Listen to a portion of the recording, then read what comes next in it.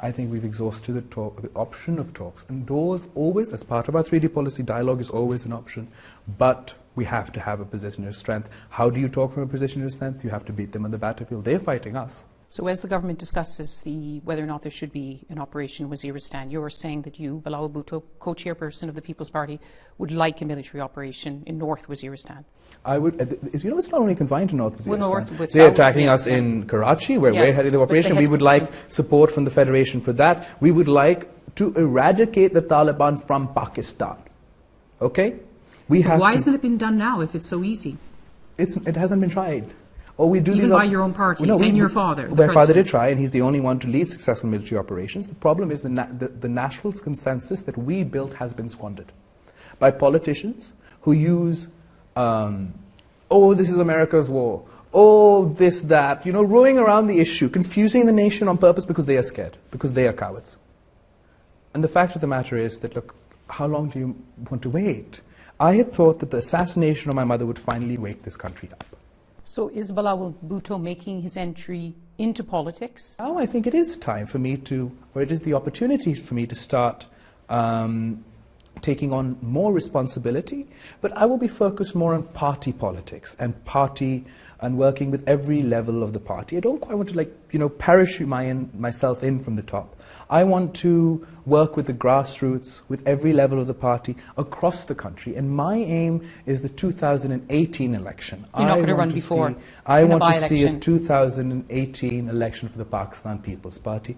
I mean, as far as a by-election is concerned, this is a discussion that is ongoing within the party. And do you really want a life in politics? It's a dirty and dangerous game in Pakistan. Politics is a dirty and dangerous game.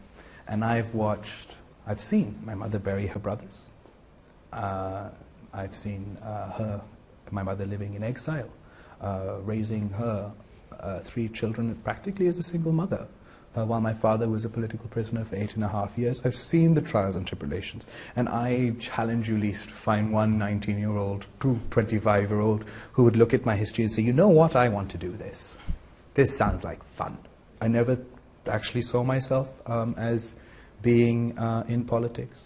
I didn't have ambitions for politics, but now when I'm here in my country and I see the state of my country and this, I just feel like I want to play some role, any role I can. And yet Pakistan today is so dramatically and sadly different from the days of your grandfather, even the days of your mother. It's a country which people fear, people wonder whether it's still a place, whether you like it or not, dynastic politics. The face of Pakistan should not be Osama bin Laden or the terrorists who murder us on a daily basis. It should be face of those heroes who stand up to them and give this country hope. This country is full of hope, not fear. It is the Shaheed Mohtamma Benazir Bhutto who stands up to the Taliban and says that I will fight you. Do you think a 25-year-old Pakistani, a Bhutto, can help save Pakistan? I think every 25-year-old needs to step up to the challenge and work towards saving Pakistan. It's not about being a Bhutto, being Bilawal Bhutto, anything. It's up to the people of Pakistan, because the political class has failed us. The status quo is failing us. It's time for a change. And my generation is sick and tired. It's sick and tired of this ostrich and red herring politics. Which is even of your own party then? Are you talking about salvaging your own party, which was I'm not soundly defeated in the last elections last year? Look, electoral cycles happen all over the world. It was a verdict on your party's performance in the past 5 years. Well, all elections are, to some extent, a verdict on the political party in power's performance, right? There is a lot of room for introspection, and that's exactly what's going on in the party right now. There's closed-door discussions as to what went wrong and how can we be better and what can we improve on. But that doesn't take away from the things that I am proud of, the historical achievements that we achieved. Because people say, why isn't Bilawal doing more serious politics? Why is he having the fun without the responsibility, doing a cultural festival in Sindh? Well, the cultural festival is the first, the one thing I've just started. And again, challenge them to point to one point in the last 6 years that has been fun for anyone who lives this life. And there's serious a mission and a reason for the Sindh festival. There are many festivals that take place across Pakistan and done by different political parties. But we have incorporated our mission and are committed to using soft power. But let me ask you about Sindh. You've come back to the country, you've been educated abroad, one of the best educations the world has to offer, and you find desperately poor Sindh, a place where a feudal system is still in place. I think, well, that's exactly what my grandfather fought against. I think that was decades ago, and it's still in a bad place.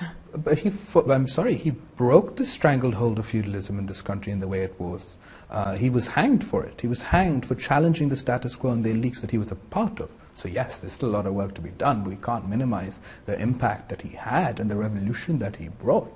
So yes, we're following exactly the same lines and working exactly against that. And our primary focus, at least the government's primary focus, will be on education reform. One of my colleagues went into interior Sindh and found children who didn't even know what the concept of school was. I mean, that must be shameful for you.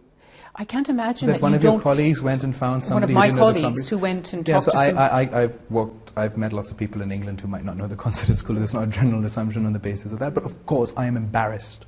I'm embarrassed by the state of education across Pakistan. We have an emergency, an educational emergency that is brewing in this country. And there's a whole host of challenges this country faces. We have an educational emergency. We have exploding population growth. We have imminent water shortage, and obviously terrorism. So people often ask that what is the most dangerous, what is the greatest threat to Pakistan's security? And mainly the underlying reasons obviously are the most dangerous threat to this nation is an uneducated, hungry, thirsty people.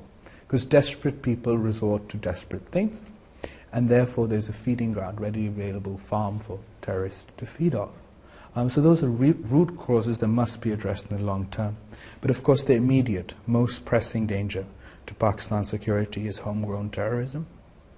And when your house is on fire, you first focus on putting the fire out, and then you worry about the causes and address those and make sure there isn't another fire.